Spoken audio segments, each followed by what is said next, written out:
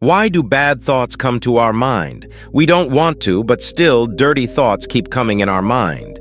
But why? Mind is our biggest friend and mind is our biggest enemy. When we follow our mind, then mind leads us astray. And when we balance the mind, then we get everything in our life. We try to stop the dirty thoughts coming in our mind, but the more we stop, the more these thoughts enter us. The more you run away from something, the more that thing will come to you. So don't run away from that thing, but keep balance on it. Once a young man came to Gautam Buddha and said to Gautam Buddha, "Oh Buddha, why do I have so many dirty thoughts in my mind?" "Come? I don't want dirty thoughts to come in my mind, but thoughts of lust always keep running in my mind, and I am very upset thinking about them.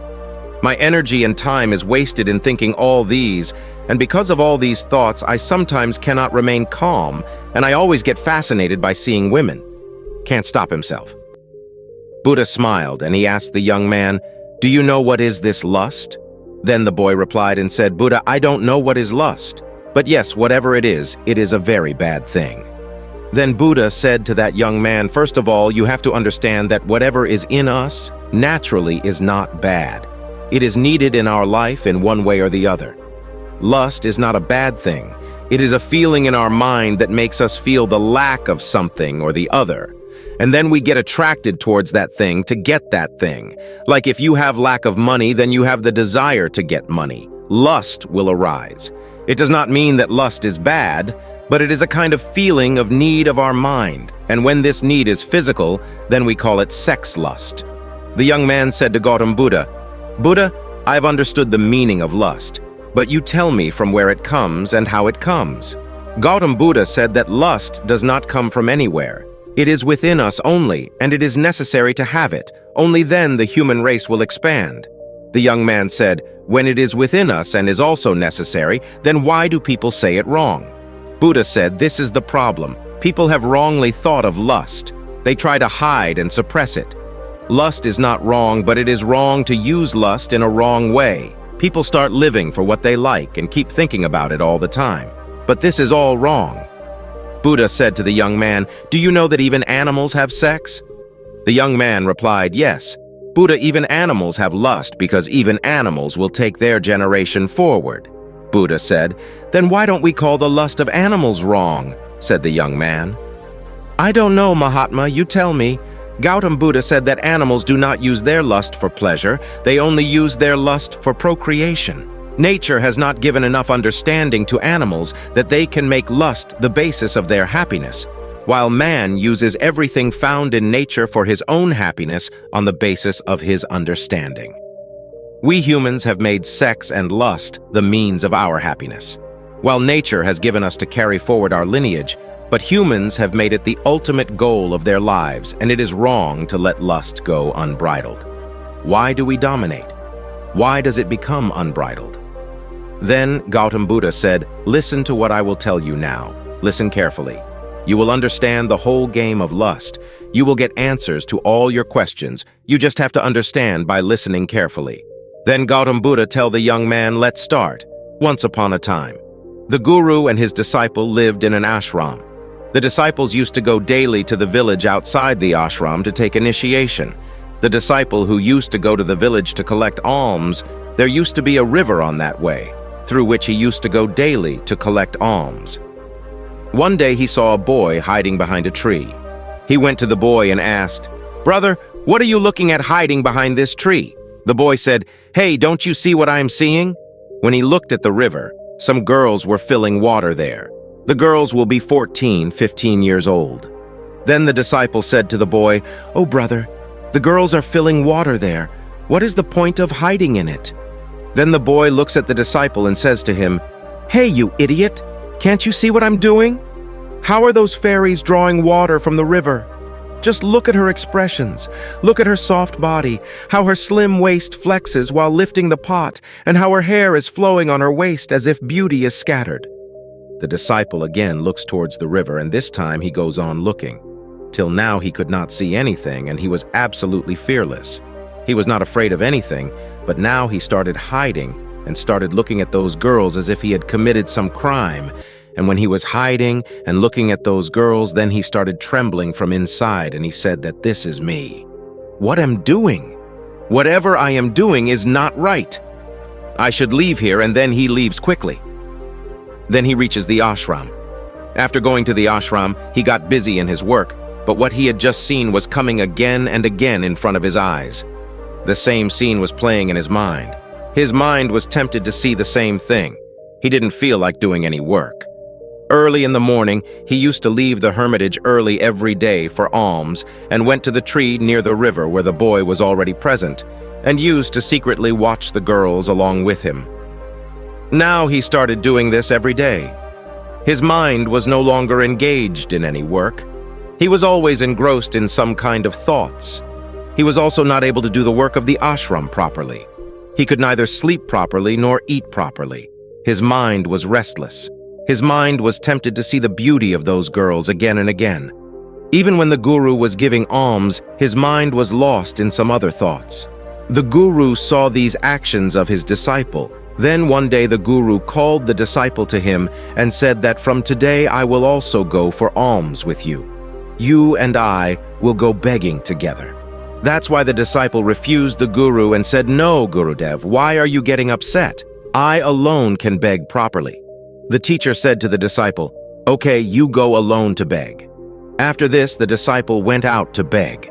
After the disciple left, the guru also left the ashram and started following the disciple to see where he goes and what he meets. Started following him to see all this. After going a little distance, the guru saw that his disciple was hiding like a criminal behind a tree with a boy and was secretly watching something. The guru also stood behind his disciple to see what his disciple was seeing, for which he is hiding behind the tree like criminals. The guru saw that his disciple was watching the girls hiding behind the tree who were getting water from the river. Then the guru said to the disciple, "Will you beg from girls too?" Hearing the voice of the guru, the mind of the disciple got scared and he started sweating. He was trembling as if he had caught red-handed while catching a thief. His condition worsened. He was unable to speak anything. The boy who was with the disciple ran away, which made the disciple even more nervous. Only a few broken words were coming out of his mouth. He could not even dare to make eye contact with his teacher.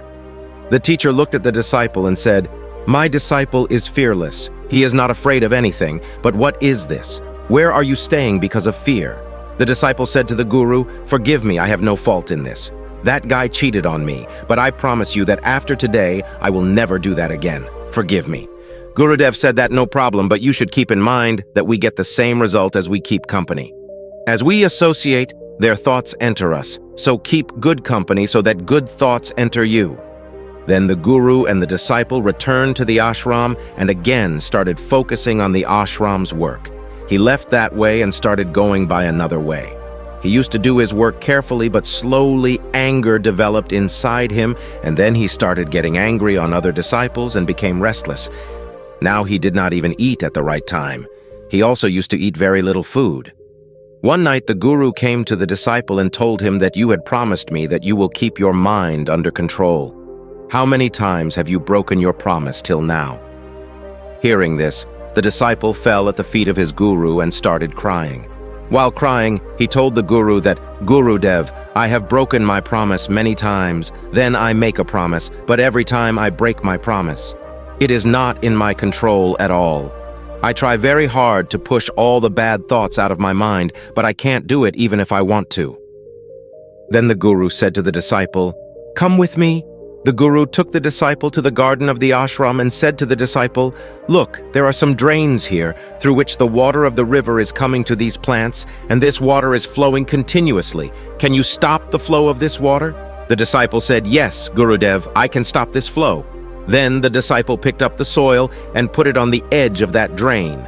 That water stopped for a while, and then, after a while, water came from the top of that sand. The teacher said to the disciple, "What is this?"